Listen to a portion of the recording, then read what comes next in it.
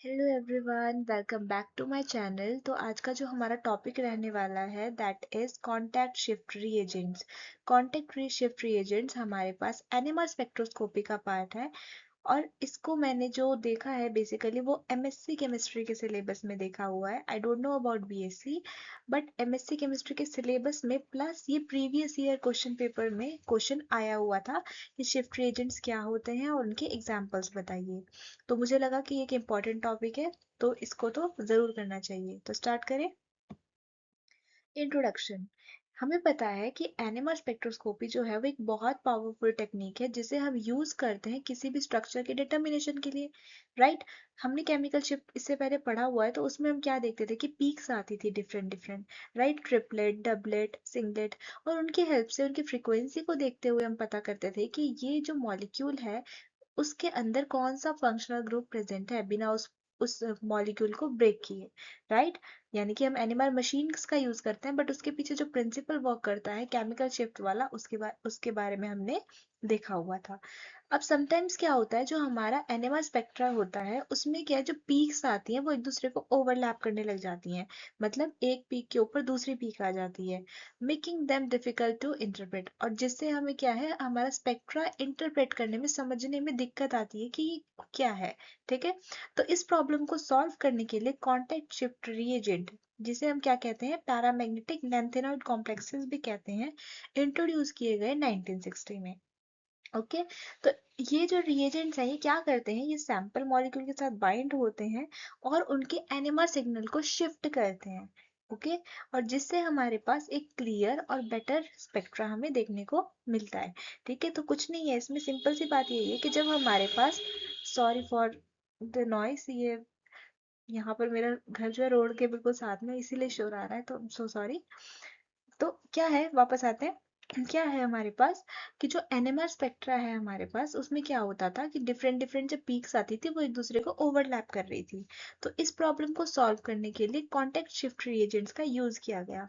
वैसे तो हमारे पास डिफरेंट डिफरेंट मशीन्स को यूज किया, डिफरेंट मेथड्स को यूज किया गया, लेकिन जो सब वो क्या थे, हमारे लिए थोड़े से कॉस्टली पड़ रहे थे हमें, और हमें इजी जो मेथड पड़ रहा था वो क्या था, कॉन्टेक्ट शिफ्ट रिएजेंट्स का यूज करना। राइट।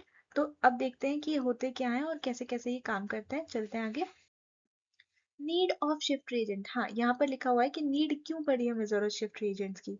देखो, अगर हमें एनएमआर स्पेक्ट्रम को सिंप्लीफाई करना था, मतलब अगर हमें उसके पीक्स को एक दूसरे के ऊपर ओवरलैप होने से बचाना था, एक दूसरे के ऊपर चढ़ने से उनको बचाना था, तो हमारे पास तीन तरीके थे। या तो हम वहाँ स्पिन स्पिन डीकपलिंग करवा देते, तो उससे क्या होता, जो न्यूक्लियाई के बीच का जो इंटरेक्शन था वहां पर रिमूव हो जाता, वो अपनी डिफरेंट डिफरेंट पीक्स देते। या हम सिलेक्टिव आइसोटोप सब्स्टिट्यूशन करवा देते, हाइड्रोजन की जगह हम हाइड्रोजन का ड्यूटेरियम ले लेते। ठीक है। इस तरह करके उसको हम क्या करा सकते थे, उनके आइसोटोप्स को चेंज करवा सकते थे। या फिर एक और मेथड था कि मैग्नेटिक फील्ड स्ट्रेंथ को हम इंक्रीज कर सकते थे। ठीक है। उससे क्या होता, केमिकल शिफ्ट की जो पीक्स थी वो आपस में सेपरेट हो जाती और इजीली वो आइडेंटिफाई हो जाते। वैसे तो हमारे पास ये तीन मेथड थे, लेकिन जो हमारे पास high magnetic field NMR instruments होते हैं वो बहुत ज़्यादा क्या है, एक्सपेंसिव होते हैं। तो जो हमारे पास अभी सिंपल और लेस एक्सपेंसिव मेथड था वो था कि हम लेंथेनॉइड शिफ्ट रिएजेंट्स को यूज करें। ओके। तो ये रिएजेंट्स करते क्या है, ये कॉम्प्लेक्सेस बनाते हैं सैंपल के साथ, और वहां पर क्या करते हैं, जो हमारे एनएमआर पीक्स है उनको आपस में सेपरेट कर देते हैं। तो रिजल्ट में क्या मिलता है हमें, जो स्पेक्ट्रम है वो ज्यादा क्लियर और इजी टू इंटरप्रेट हो जाता है। ठीक है। समझ आ गया कि क्यों शिफ्ट रिएजेंट्स को यूज कर रहे हैं। नेक्स्ट, शिफ्ट रिएजेंट होते क्या हैं। Shift reagent paramagnetic chemical compounds हैं। पैरामैग्नेटिक कौन होते हैं, जिनके पास अनपेयर्ड इलेक्ट्रॉन्स होते हैं, मेनली कंटेनिंग लैंथेनॉइड आयंस। और यहाँ पर क्या है, ज्यादातर किसकी बात होगी, लैंथेनॉइड आयंस की। Okay. They are added in small amount to NMR sample to change the position of NMR signal.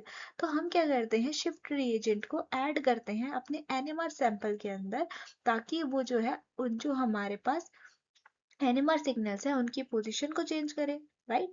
तो जो ये रिएजेंट्स हैं ये क्या करते हैं, इंटरेक्ट करते हैं सैंपल के साथ वीकली।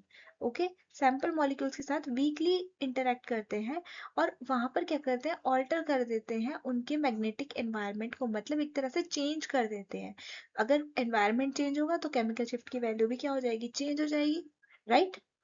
अब हमारे पास क्या होता है कि they cause a change in chemical shift, है ना, यही बोला मैंने भी कि केमिकल शिफ्ट की वैल्यू चेंज होगी और क्या होगा, बेटर सेपरेशन देखने को मिलेगा।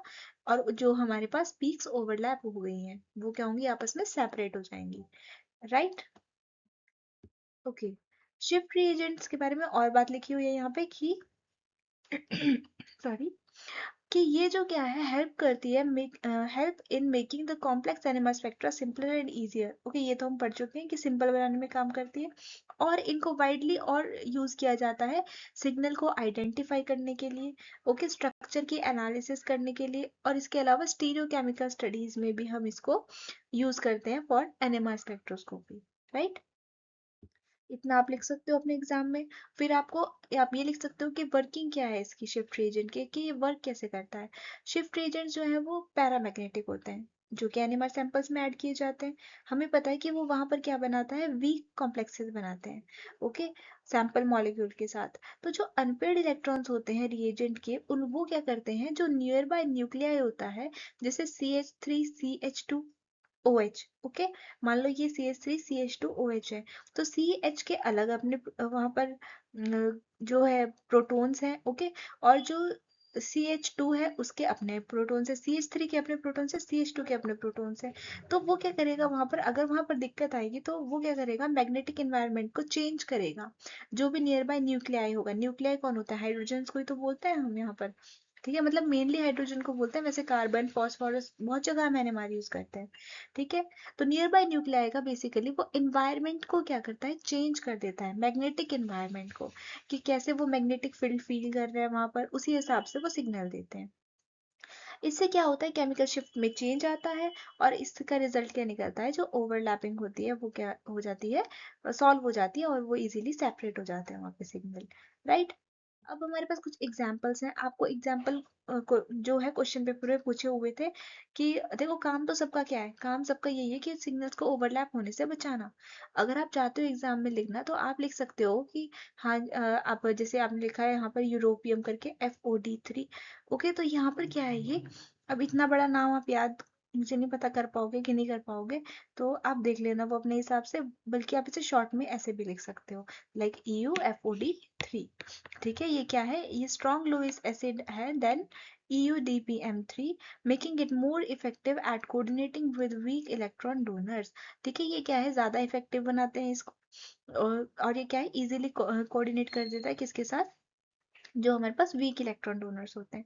आपको इतना कुछ लिखने की जरूरत नहीं है, आप यहाँ पर से एग्जाम्पल दोगे, ठीक है, और ये इतना बड़ा लिखने की जरूरत नहीं है। यहाँ पर ये जो इसका नाम है tris 6677888, heptafluoro 22 dimethyl 3,5 octane dionato, okay, europium thrice. अगर आपको नहीं लिखना है तो आप इसको शॉर्ट में से लिख दो, और उसके आगे आप यहाँ पर थोड़ा सा एक्सप्लेन कर दो कि ये क्या है, स्ट्रॉन्ग लुईस एसिड है as compared to europium DPM thrice, ठीक है, जो कि इसको ज्यादा इफेक्टिव बनाता है, ठीक है। कॉमन यूरोपियन शिफ्ट रीजन्स हमने हमने यहाँ पर एग्जाम्पल में लिखे हुए हैं, ओके। और यहाँ पर हमारे पास जो यूरोपियम DPM थ्राइस, जिसको हम यहाँ पर लिखा हुआ है जो ट्रेस डाईपाइवेलो लॉयल मिथेनेटो यूरोपियम थ्राइस, तो ये भी आपको लिखना है तो आप लिख सकते हो। One of the earliest and most widely use, ठीक है, मतलब पहले जो है इसको यूज किया जाता था, पर अब हमारे पास बेटर आ गया है, that is europium FOD thrice, okay. और देखते हैं, और एक और एग्जांपल है यहाँ पर, ये क्या है हमारे पास, प्रेसियोडियम शिफ्ट रिएजेंट है, तो इसके लिए हमारे पास PrDPM3, इसको लिख सकते हो आप, utilises instead of europium which typically induces shift in the opposite upfield direction. तो मतलब इसमें यहाँ पर बोला गया कि ये जो है यूरोपियम वाले से भी बेटर है, ओके, तो इसको हम यहाँ पर यूज करते हैं बेसिकली। सो आई थिंक इतने ही एग्जाम्पल्स होंगे हमारे पास, 3 एग्जाम्पल्स आप लिख सकते हो, थोड़ा सा शिफ्ट रीजन के बारे में आप लिख देना वहाँ पर, और मैंने आपको जो जो बताया हुआ है। और आपको मेनली ना, आपको मेन बात पता होनी चाहिए पेपर में कि भाई इस क्वेश्चन में मेन बात क्या है ना। आप आंसर फ्रेम कर सकते हो, आप इतने बड़े हो चुके हो, ठीक है। ये मैंने आपको जो थोड़ा सा भी लिख के दिया है ना, ये मैंने इसलिए दिया है कि आप अपने शॉर्ट में नोट्स बनाओ, और फिर आप अपने हिसाब से आंसर वहां पर फ्रेम करो, राइट। और ये क्वेश्चन पेपर में आया था, एग्जाम्पल्स भी पूछे गए थे, और आप ये एग्जाम्पल्स वहां पर लिखोगे तो आपको अच्छे मार्क्स मिल जाएंगे, ठीक है। So that's all for this video, I think video खत्म हो चुकी है, so thank you for watching. और मेरे चैनल को प्लीज़ लाइक और सब्सक्राइब कर दीजिएगा और मैं आपके लिए ऐसी इजी वीडियोस बनाती रहूँगी। Thank you. Thank you so much.